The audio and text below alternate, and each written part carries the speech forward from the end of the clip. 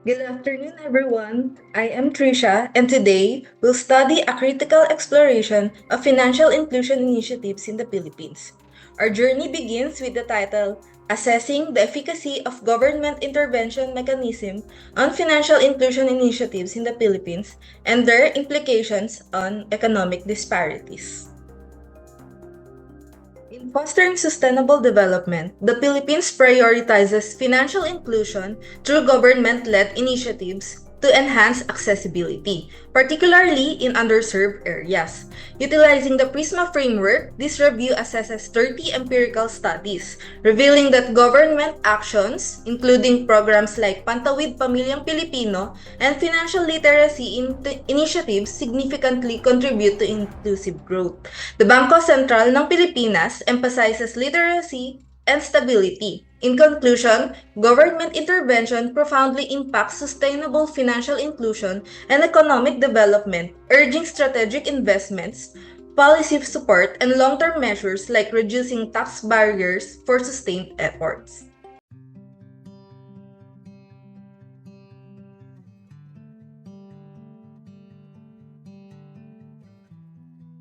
Economic disparities is a critical issue for both organizations and individuals.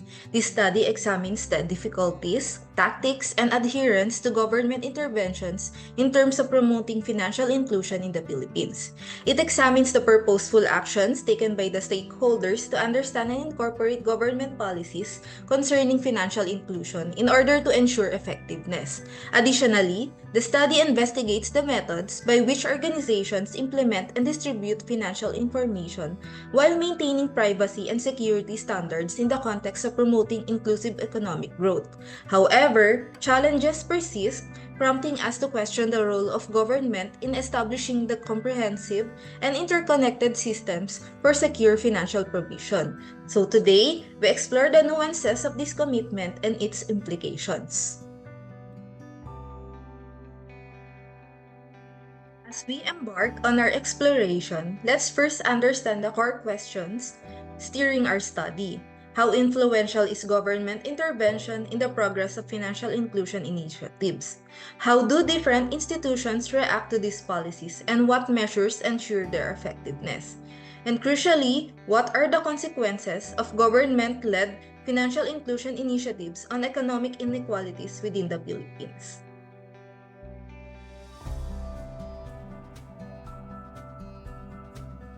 To guide our journey, our study has clear objectives. We aim to describe the impact of government interventions on economic disparities and financial inclusion.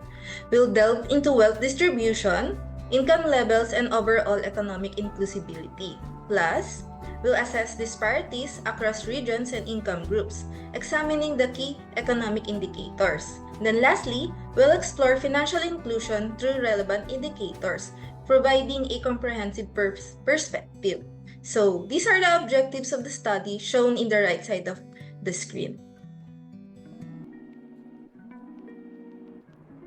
Now, let's go into the foundation of our study, the methodology.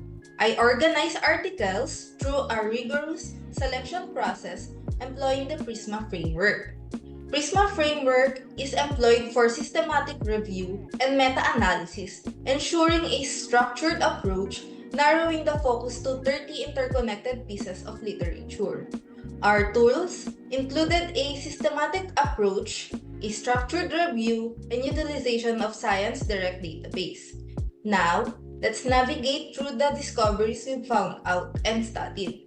In this method, I identified 1,779 studies through systematic searches on the Science Direct database and narrowed down selection to 30 linked literatures, aligning with research objectives and eligibility criteria.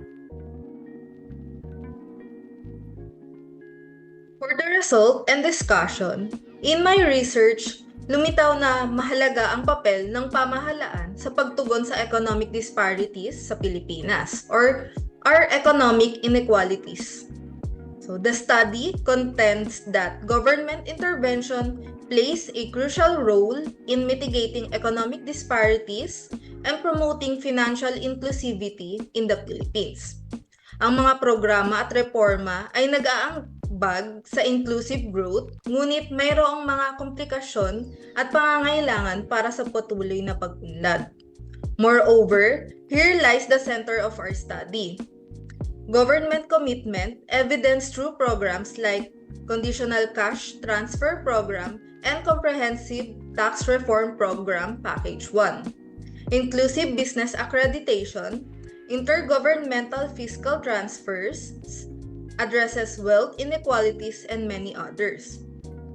Our findings underscore the dynamic relationship between government intervention, financial inclusion, and economic disparities. Let's dissect the impact of these interventions shown in the screen, such as the crucial force in mitigating economic disparities. Financial inclusion's role for reducing poverty in low and lower middle income nations.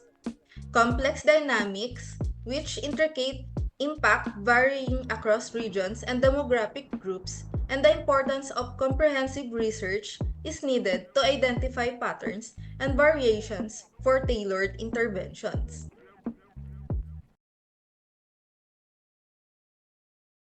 As our exploration near its conclusion, we recognize the pivotal role of government intervention in sustainable development.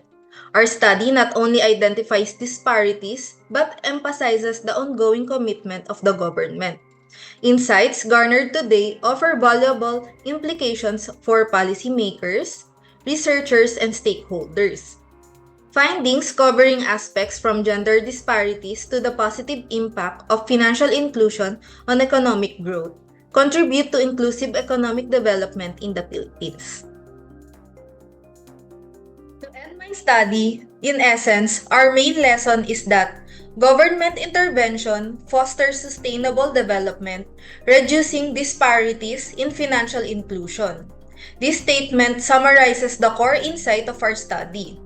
Government involvement is pivotal or important in promoting lasting development and lessening inequalities in financial access. As we conclude, let this message linger.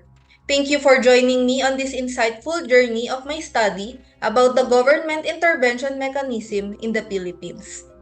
Thank you! The authors are Ms. Tricia Marie A. Reyes Garcia, Dr. Florinda Vigonte, Dr. Marmela Abante, and Dr. Rene Boy Bacay.